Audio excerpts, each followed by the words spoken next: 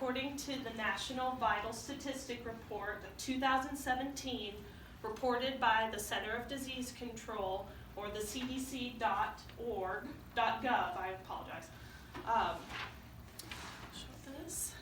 Heart disease is the #1 cause of death in the United States. Now this accounts for over 600,000 lives each year. That's about one person every 37 seconds. Now in this graph you can see heart disease is at the very top. The light colored blue is 2017, the dark is 2016. Right under it is cancer. So heart disease remains on the top. So the heart is vital to keeping us alive and healthy. According to the book Understanding Anatomy and Physiology by Gail Thompson, published in 2015, in the average lifetime, our heart will beat over 2.5 billion times. It works endlessly, transporting nutrients and oxygen to all of our cells, all while getting rid of carbon dioxide and other waste products. This makes it especially important to care for our hearts at any age. As we grow older, the risk for heart disease does increase. So some of you here do know me, but you may not be familiar with my background. Last year, I graduated from Southeast Community College from the Licensed Practical Nursing Program. And so far, I've worked in healthcare now for over 9 years. Yes. Heart health is a topic that I am personally passionate about. My family has a history of heart disease. Both my great-grandfather and my grandfather passed away from a heart attack. So this led me to become more aware of my heart health and taking care of it. So maintaining heart health is essential to living the full potential quality of life. So first, I'm going to discuss 2 of the most common heart diseases and what causes them. Next, I'll talk about simple ways all of us can maintain our heart health. Over time, a lifestyle of poor diet, high blood pressure, being overweight, and smoking can cause damage to the heart and lead to heart disease. Because the heart is at the center of our well-being, any disease process or damage to the heart can affect all other life aspects of our life, including losing our own life. According to the Center of Disease Control, coronary artery disease is the most common type of heart disease in the United States. So coronary artery disease is caused by plaque buildup within the arteries of our hearts.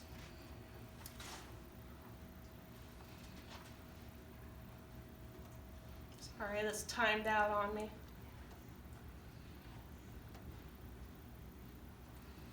There we go. On this diagram, you see the heart. These are the coronary arteries, which supply our muscles of our heart with blood supply. And in this one, you see that's a healthy artery. The blood's flowing through easily. In coronary artery disease, plaque begins to build up in the artery, limiting the blood supply to the heart.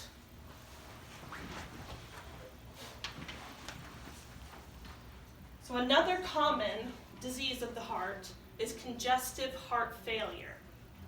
Now this is caused according to the Concepts for Nursing Practice, written by Jean Giddens, published in 2017, congestive heart failure affects 1 in 100 adults ages 65 and higher. Congestive heart failure is caused by the ventricles not working efficiently to get blood flow to the body.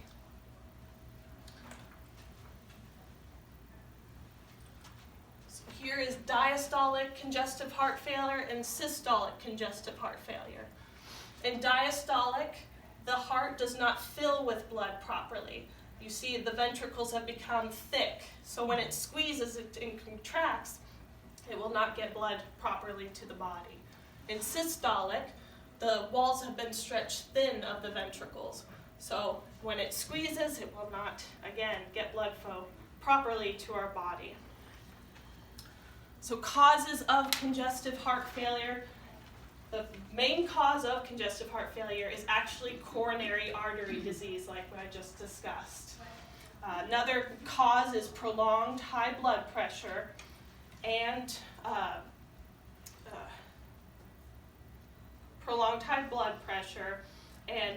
inadequate supply from the atria of the heart. In both of these diseases, they can take decades to form. And some of you may have one or both of these diseases. And even though these are serious diseases, they can be managed with a heart-healthy lifestyle. A heart-healthy lifestyle may sound intimidating, but simple steps towards this way of life can keep you and your heart happy. The American Heart Association website, heart.org, as of 2020, recommends eating a variety of food from all of the food groups. Now this includes, they put particular emphasis on fruits and vegetables, of course, but it also includes low-fat dairy products, lean meats, fish, and cooking with unsaturated fats such as olive oil. This is from the American Heart Association.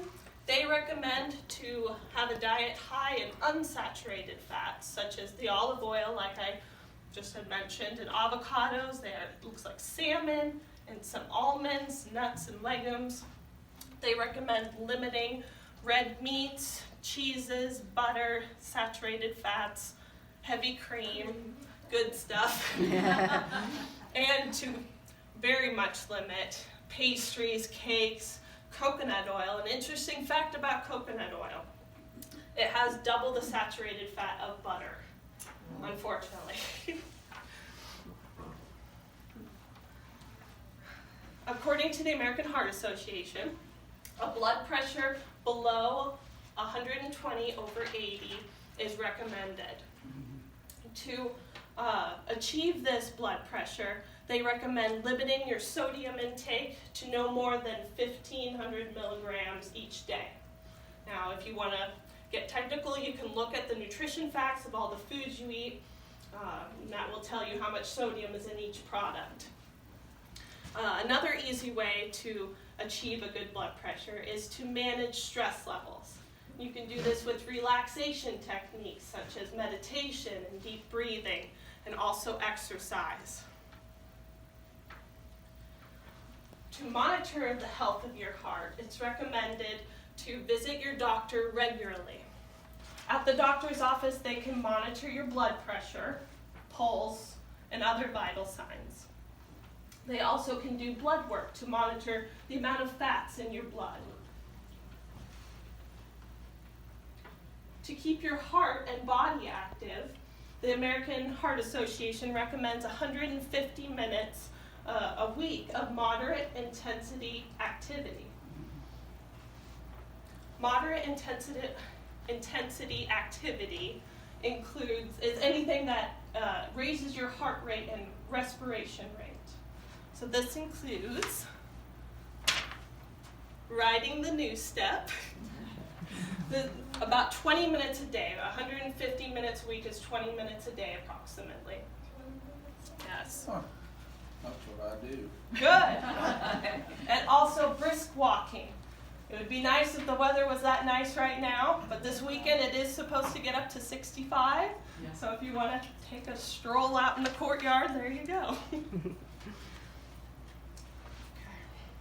Now, the main point of exercise is to stay active. It's better to walk and be active than to sit. Our bodies were meant to move.